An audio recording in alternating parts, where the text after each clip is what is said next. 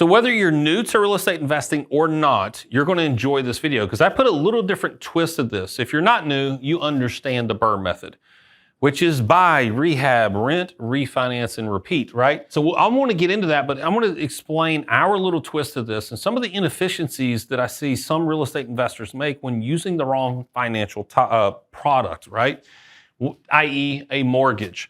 So in this, we're going to substitute in with a home equity line of credit. Let's say with your primary residence, you already unlocked access to that equity and you've got access to that cash that now you could deploy. It's just sitting there doing nothing is doing that. It's not earning you anything. So why not utilize good, smart debt for greater asset and cash flow assets like real estate? So number one, obviously you find a distressed property. Well, what are you going to do for the down payment?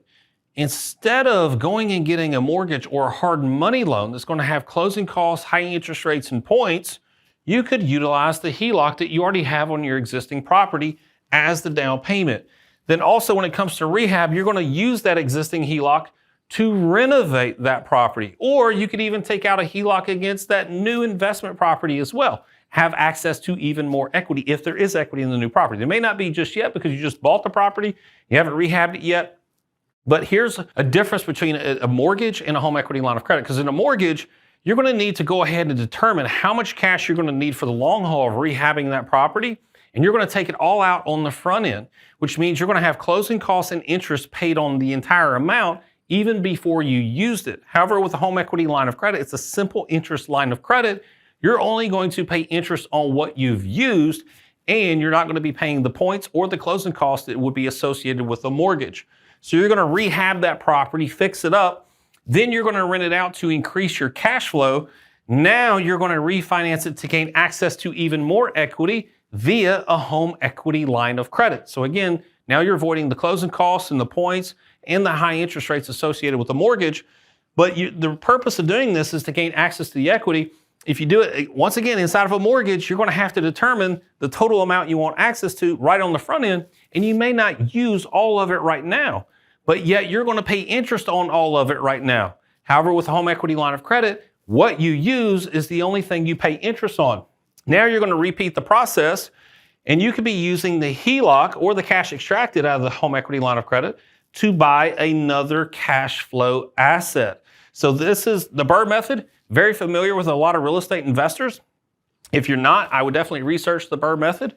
But this is just a different twist on it of utilizing a smarter financial tool to reduce your costs on investing in real estate, but also maintain more access to equity along the way so you could buy even more properties.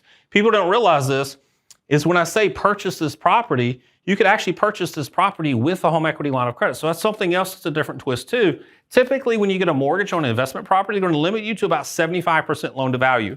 However, we know banks that will give you 80% loan to value. So it saves you 5% there, right, of a down payment. Instead of putting 25% down, now you're only putting 20% down. And the more cash you have, the more access to capital you have, the more you can invest. But people don't know that you can actually buy with a home equity line of credit. And I'm not talking about leveraging another property. I'm saying I want to buy that one and I want to put 20% down. I start off in a HELOC rather than a mortgage. Now, not too advantageous other than the 5%, because at some point you're still going to want to refinance. Now that you've improved the property, you got a renter in there to get access to even more equity. I would encourage you to look at the home equity line of credit. Y'all take care. God bless.